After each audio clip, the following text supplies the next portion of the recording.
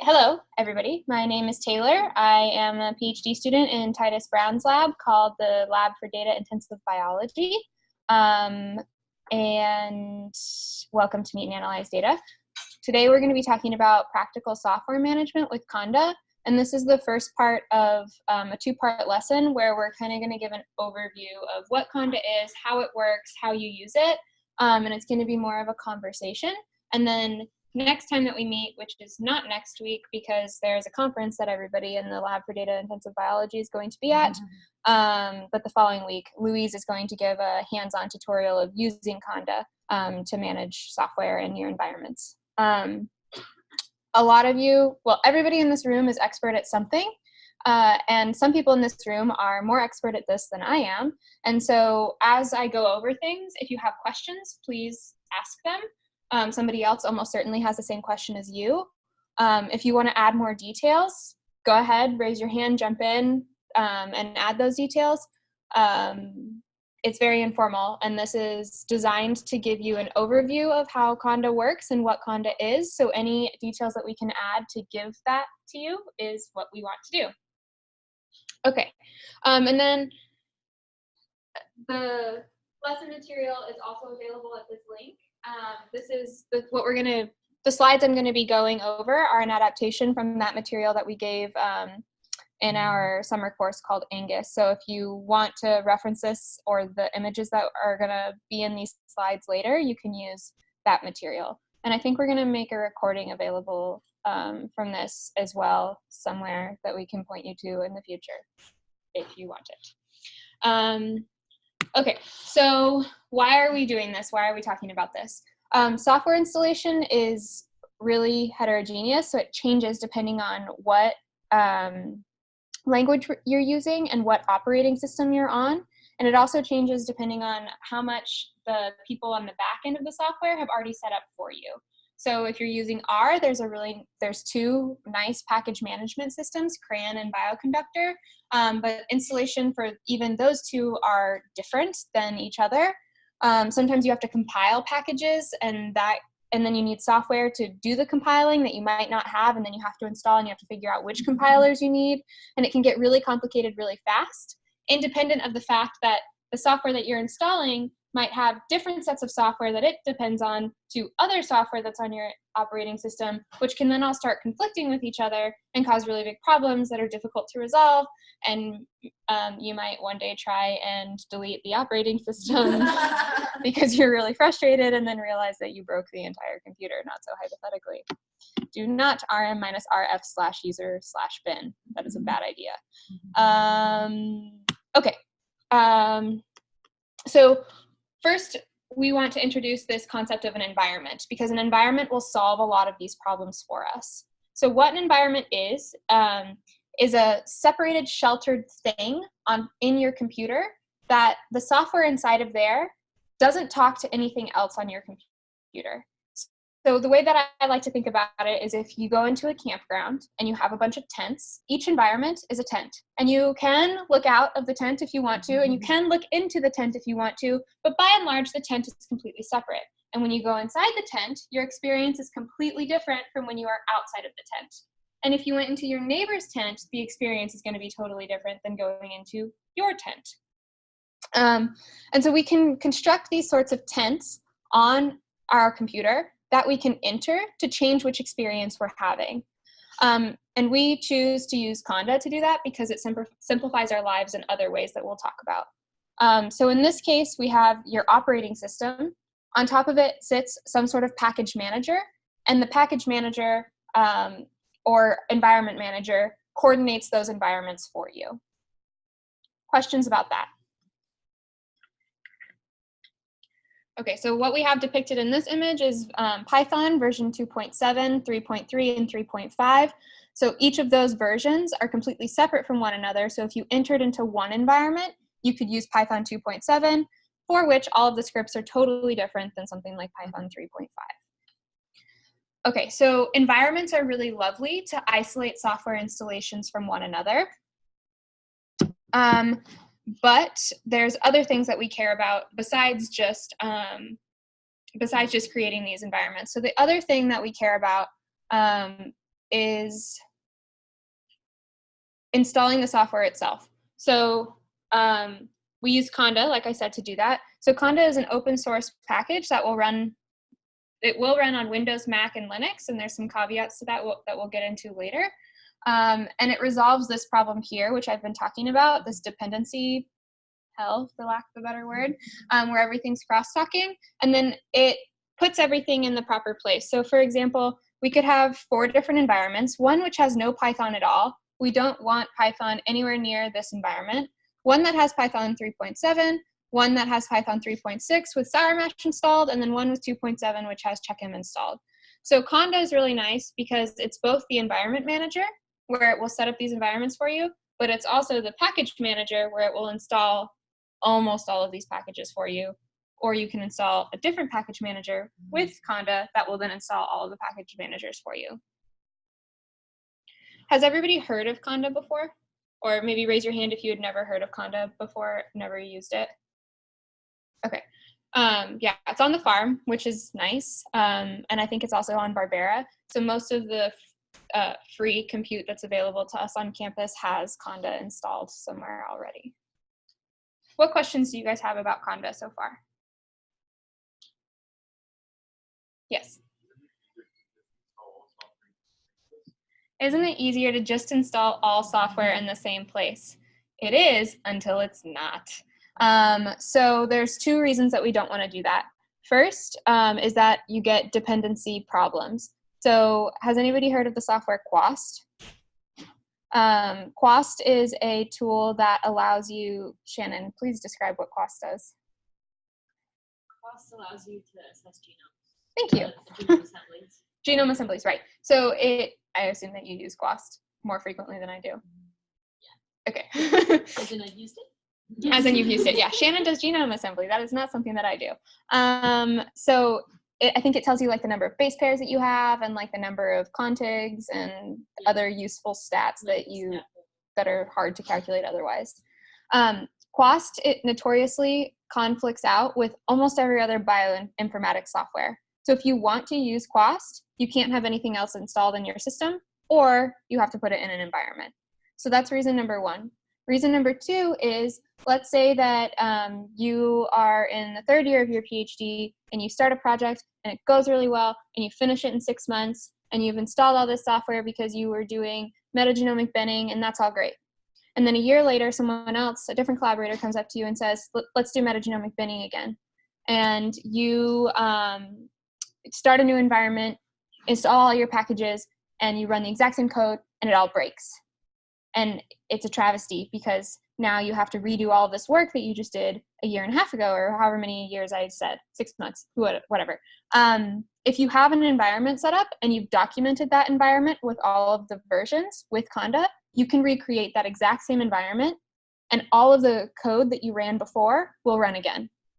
So even if other people have changed the way that you interact with their software, such as, let's say, SAM tools, which is notorious for doing this, you can go back to the version, you've documented it, you know all the dependencies that it required, and get the exact same experience that you had previously to produce your work. There's other reasons you might not want to do that. For example, the software might be faster or more accurate, so you might want to update your versions. But in that world, you could do this. Yes? You might still be getting to this. Is it possible to share environments with the collaborator? It is possible. So with like all the software installed? Yeah. There's, yes. We'll get there. Okay, so let's go over the nitty-gritty of how Conda works a little bit. So number 1 is there's an installer that's, this is kind of small, I'm sorry. I don't think I can make it bigger. Whoops. Can you guys read that? Okay, so the first thing is you have an installer and it sets up Conda. So this is something that, it's a binary file. You download it from the internet. It's a bash script. You say bash.miniconda or whatever, conda.sh, and it installs it for you.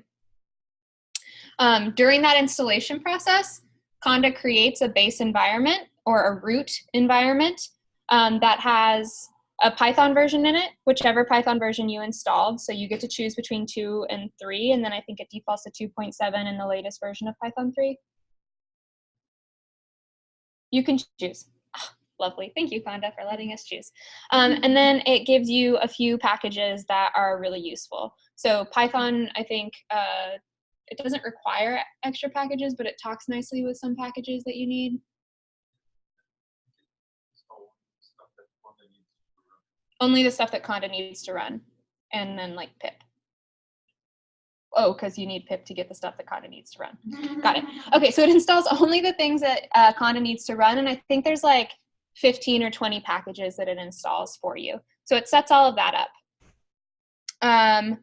And Python here is set up as a package as well as all of the others. So they're set up as these little, I guess, like modules or little things within this root environment that you've just created.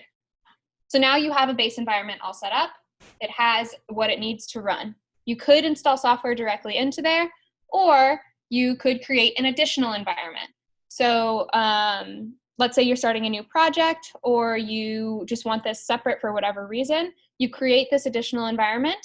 You tell it which Python version you want again, and then you install all of the packages that you need for that environment. And then you can do this over and over again. So I think currently on my computer, I'm currently working on 4 different projects, and on my computer I have like 7 different environments.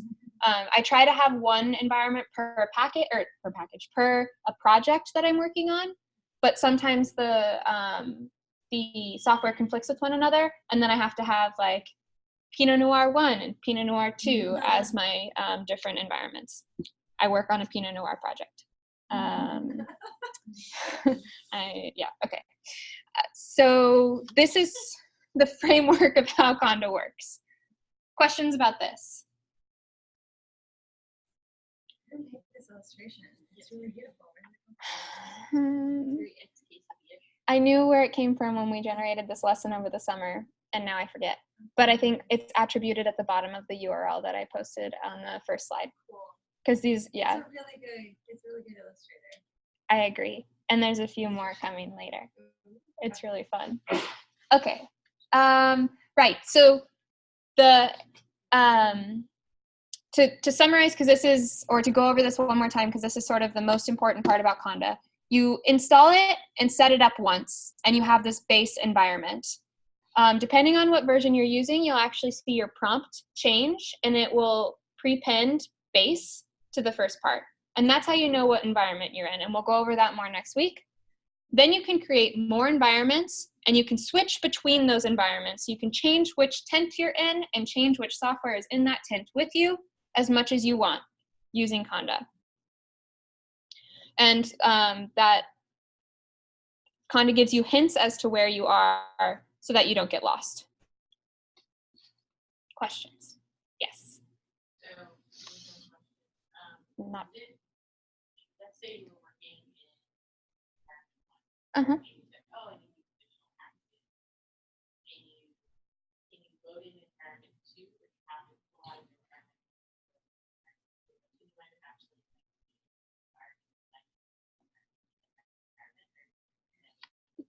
Okay, so the question was, can you wind up being in one environment, need the environment 2, and be like meta environment, so environment 1 inside of environment 2 inside of environment 3, or does that not happen? You can enter environments that way, but they're not organized in that way. So Conda has a memory of where you were last, and it will take you back to that place that you last were. But let's say you have base, environment 1, and environment 2. If you're in base and you go to environment 1, that's fine, and then you can go back to base. And then you're in base, you can go to environment 2, and then you can go back to base. Now you're in base and you go to environment 1, and then you go to environment 2, you can go back to environment 1. So, but if you went base, environment 1, environment 2, you'd have to go back to environment 1 before you go back to base, unless you went environment 1, environment 2, base, right? Like, Louise, do you have a better way of putting words to this question? No, not like the description is what I think that kind of to sort of situation. I tend to think of the environment as being like environment for the project. Like in worst case, if there is a conflict, then I create a non-environment for the same project. But in this case, I would install in the same environment. because you're still kind of working on the same sort of thing. I wasn't sure. I'm very good at breaking. So my peers, it's exactly the same. I think it will be easier to break stuff if you're filing new environment on top of each other, because they need to remember the order of execution and forgot one of them.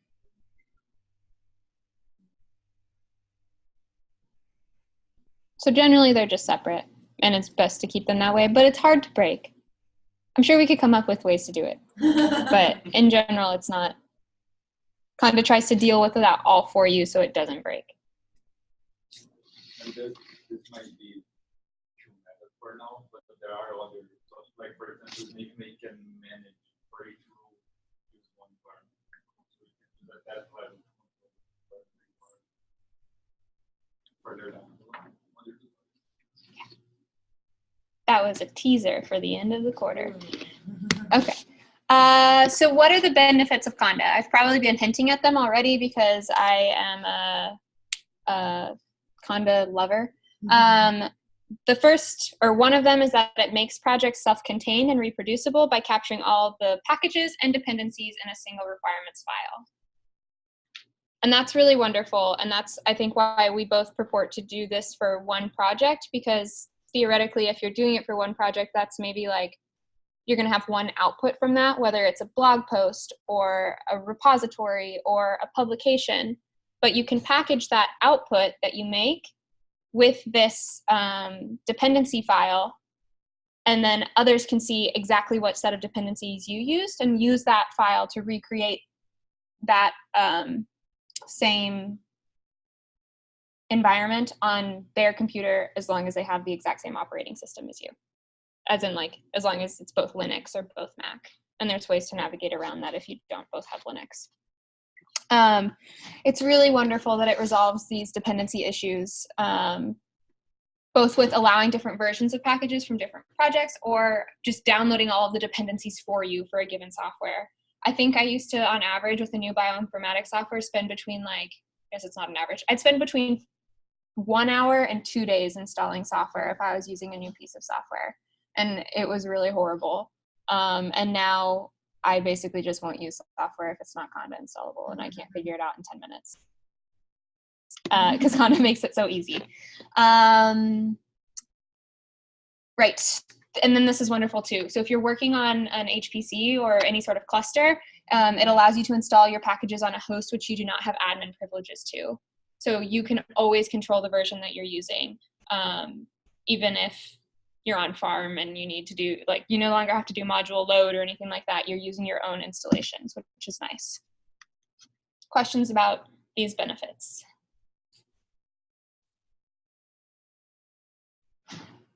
Okay, so there's one other big piece of Conda. Conda sort of existed on its own, and then these other things came and built themselves on top of Conda that we need to talk about. And those are Conda channels. So I don't think I've read this cartoon in a second. Okay, right. So you have different channels, and channels are like different, I guess, kind of different repositories that external organizations have set up and maintained, and they have strict quality standards, and you can submit your packages to these channels. So the names of these channels are things like defaults, which I think the Conda people maintain. Anaconda people maintain, okay.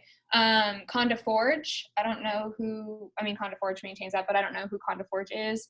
And then BioConda, and then there's an R channel as well. But I think if you're mostly doing bioinformatics workflows, defaults, Conda Forge, and BioConda are going to be the 3 channels that you interface with the most.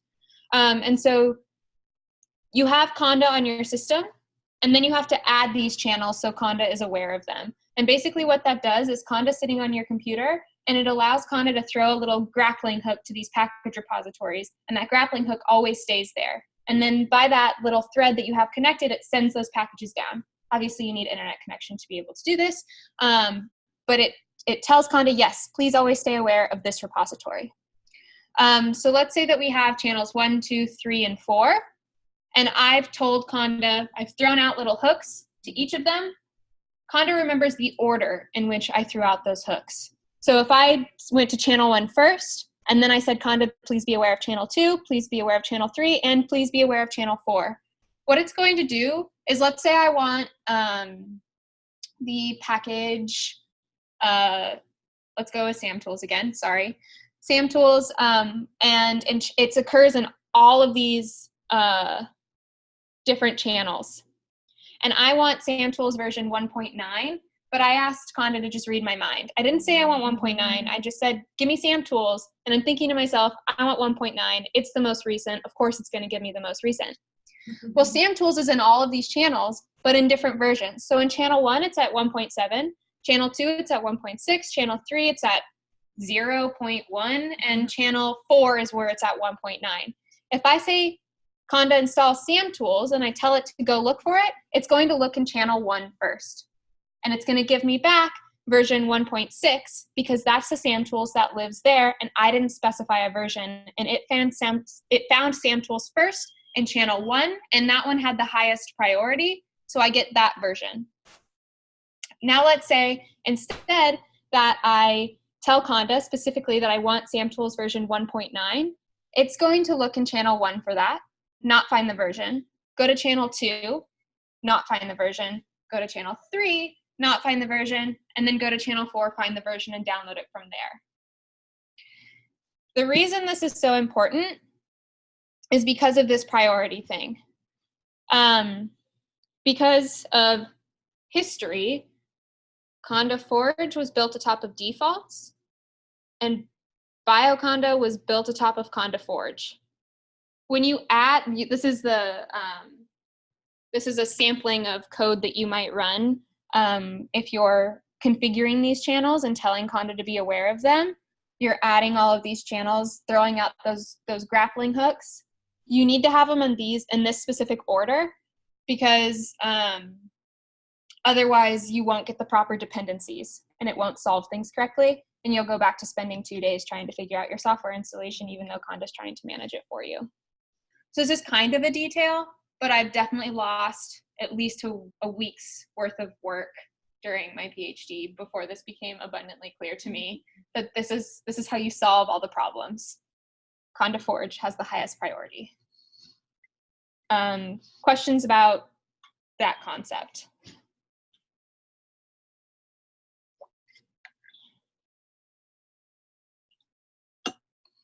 Okay.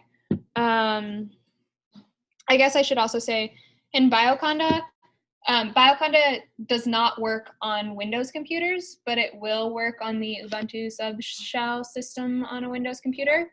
So if you have greater than Windows 10, you can download that shell and still have access to it on your local computer. It only works on Linux and Mac. And Conda Forge has like the compiler, most of the compilers you'll need, a lot of the R packages that you'll want to use. Anything that's sort of general to software or data science is going to live in Conda Forge, and most things that are specific to biology will live in BioConda. So SAMtools would, and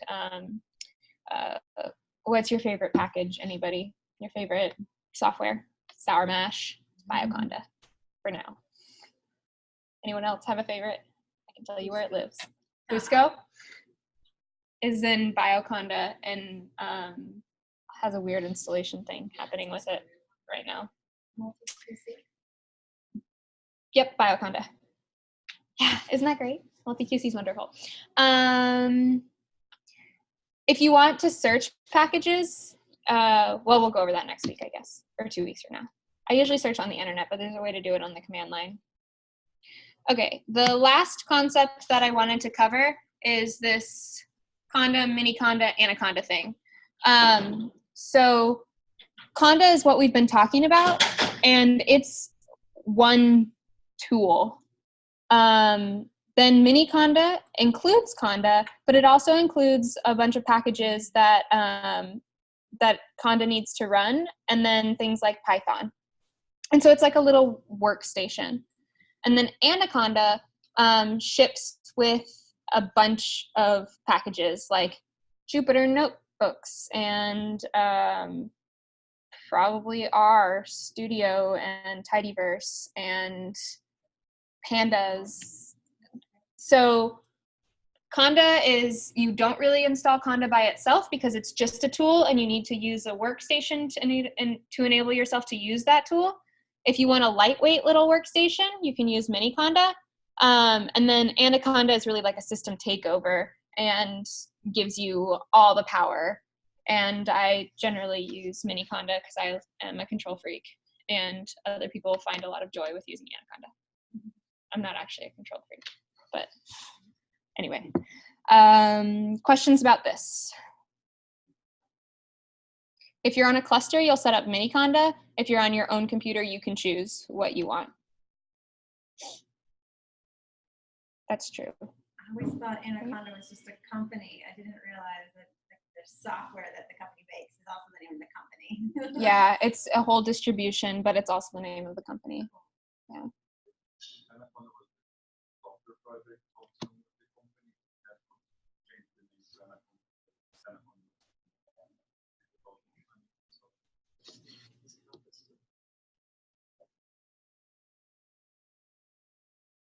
Okay, so here are a sampling of the commands that we will go over next week. And this is your Conda toolkit. So I think, there's probably more commands, but this is kind of all that I've ever used. There's one error, I'll fix it. And so we'll go over how to interact with Conda in this way, and when you would run the commands and what they mean and what the expected output is, and setting this all up on your system. Sorry, not next week, but the following week. Okay, what questions do you have?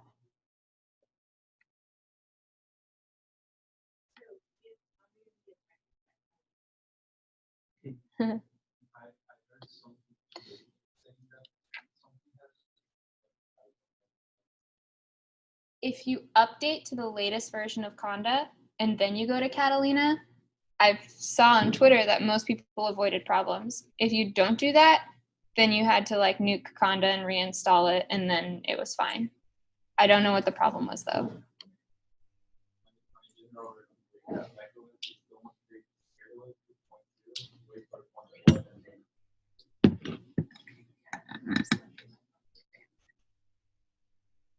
If you have updated to Catalina and you're having problems, we can help you resolve those. If you post on the discourse what your problem was.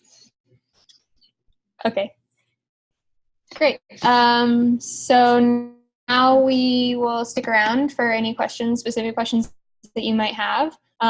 If you do have specific questions, we have a specific way of asking them also that we can describe, and Karen has laid out on a nice sheet of paper. We have sticky notes too, so if you don't want to yell at someone, I have a question, you can put up a pink sticky. And if you don't mind listening to somebody else's question, even if you don't think you'll have the answer, you can put a rubber ducky in front of your computer. Okay, thank you.